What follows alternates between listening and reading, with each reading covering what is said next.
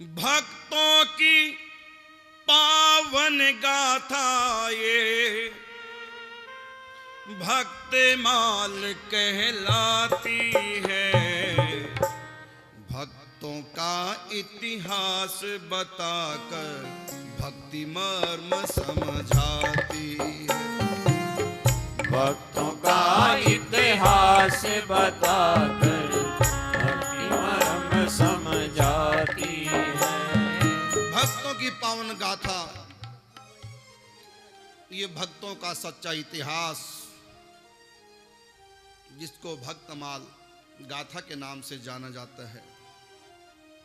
भक्तों को पावन इतिहास बता करके भक्ति का तत्व, भक्ति का मर्म क्या है, कैसे भगवान को प्राप्त किया जा सकता है, ये रास्ता हमारे लिए प्रशस्त करती है। कैसे कैसे हरि भक्तों ने परमेश्वर को पाया है। भक्तों के संग ईश्वर ने भी कैसा खेल रचाया। भक्तों के संग ईश्वर ने भी कैसा खेल रचाया है। इस माया में रहकर भी ये भक्त जन कैसे भगवान के साथ खेलते हैं, कैसे माया के उस पार जो प्रभु का प्रेम का खेल जो सदा चलता रहता है, उसमें कैसे सम्मिलित हो गए। माया में रहकर भी माया के उस पार कैसे पहुंच गए। क्या थी वो भक्ति जिसके कारण से वो निराकार परमात्मा साकार हुआ है।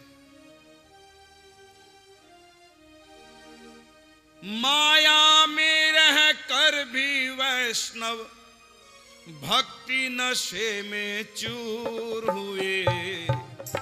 दर्शन देने भक्तों को क्यों नारायण मजबूर हुए।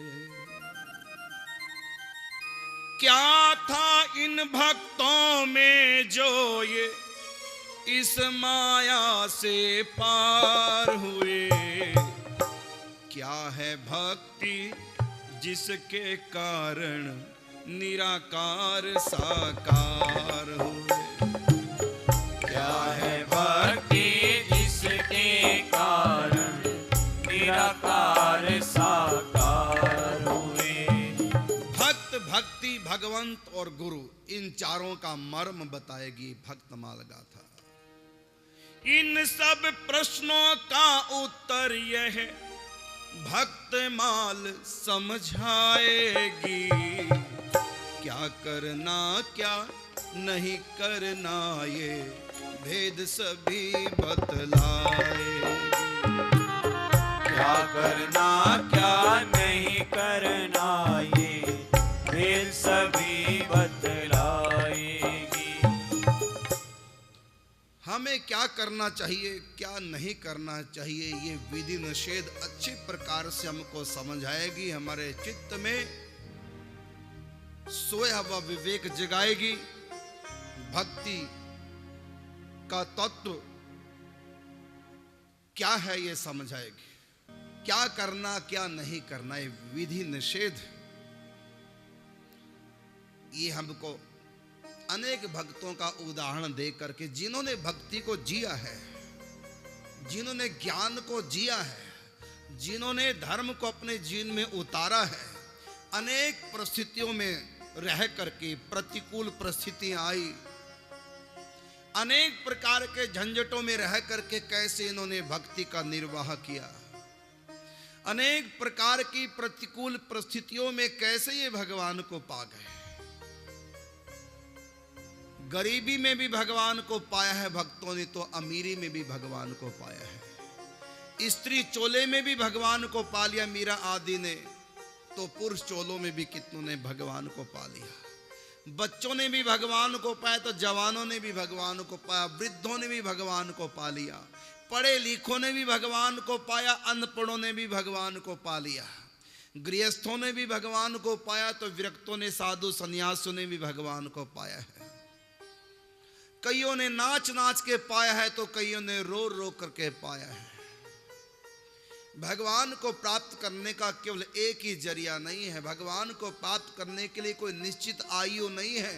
भगवान को प्राप्त करने के लिए कोई परिस्थिति नहीं है। विशेष परिस्थिति होगी तभी भक्ति होगी, विशेष आयु होगी तभी भक्ति होगी, या अमीरी में भक्ति होगी या गरीबी में भक्ति होगी। भक्ति करने के लिए कोई ये नहीं कह सकता कि हम कैसे करें, हम गृहस्थ में फंसे हैं कैसे करें, ये कोई कह नहीं सकता, क्योंकि भक्तमाल में गृहस्थों के चरित्र भी हैं। कोई बड़ा आदमी नहीं कह सकता हमारे यहाँ इतने काम धंधे, हजारों नौकर काम कर रहे हैं, फैक्ट्रियों में फैक्ट्रियां संभालें कि भक्ति करें। महाराज काम जैसे भक्ति कर सकते हैं। तो इसमें भक्तमाल में राजाओं के भी चरित्र हैं जिन्होंने भगवान को पाया है।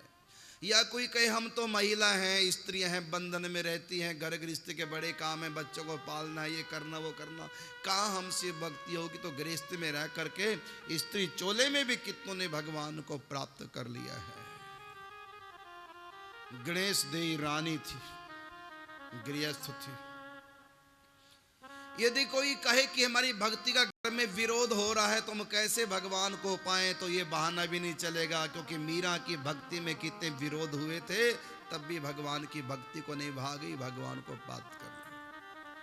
कोई ये भी नहीं कह सकता हम गृहस्थ में फंसे हैं, गरीबी है, कमाएं के भक्ति करें। तो कबीर दास जी गृहस्थ हैं और झोंपड़ी में रहते हैं, व्यापारी हैं, कच्चा धागा खरीदते हैं, कपड़ा बुनते हैं, उसको बाजार में बेचते हैं, उससे जो मिलता है गृहस्थ का पालन पोषण करते हैं। गरीबी इतनी है कि फूस अगर झोंपड़ी से उड़ जाए तो उसके बारे में भी सोचना पड़ता था, नई झोंपड़ी कैसे बनाए, इतने गरीब हैं। भगवान को पा लिया। ब्राह्मणों ने भी भगवान को पाया है, शूद्रों ने भी भगवान को पाया है, क्षत्रियों ने भी भगवान को पाया है, तो वैष्णव सब ने भगवान की प्राप्ति कर ली।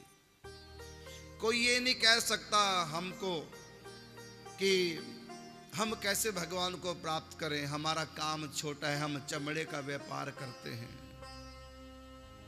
रविदास जी चमड़े के जूते गांठते हैं, उनकी कथा भी भक्तमाल में है। चमड़े का काम करने वाले रविदास जी भी भगवान को प्राप्त कर गए। हर परिस्थिति में रह करके हम परमात्मा को प्राप्त कर सकते हैं। इसलिए भक्तमाल में जो कथा हैं वो राजाओं की भी हैं, गरीबों की भी हैं, स्त्री की, पुरुष की, गृहस्थों की, साधु सन्यासियों की, पढ़े लिखों की, अनपढ़ों की, हर तबके में, हर जाति में, हर परिस्थिति में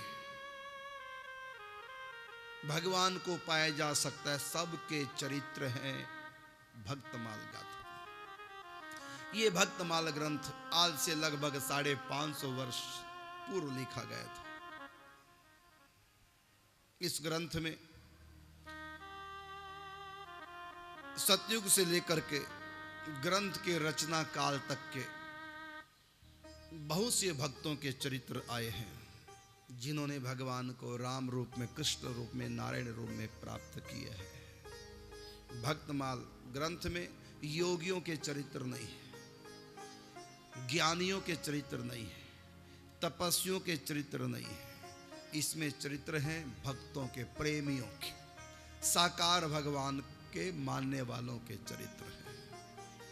राम भक्तों के, कृष्ण भक्तों के, नारायण भक्तों के चरित्र हैं जिन्होंने साकार रूप में भगवान को प्राप्त किया। उन्हीं भक्तों के चरित्र हैं इसमें। और कैसे कैसे भगवान ने खेल रचाए। भक्तमाल गाथा सुन करके, पढ़ करके हमको पता चल जाएगा कि हम जिस भी स्थिति में हैं उसी स्थिति में भगवान को पाया जा सकता है। प्रभु प्राप्ति के लिए परिस्थिति का परिवर्तन नहीं करना है भाव का परिवर्तन करना है, अपने विचारों का परिवर्तन। किसी भी स्थिति में रह करके परमात्मा को पाया जा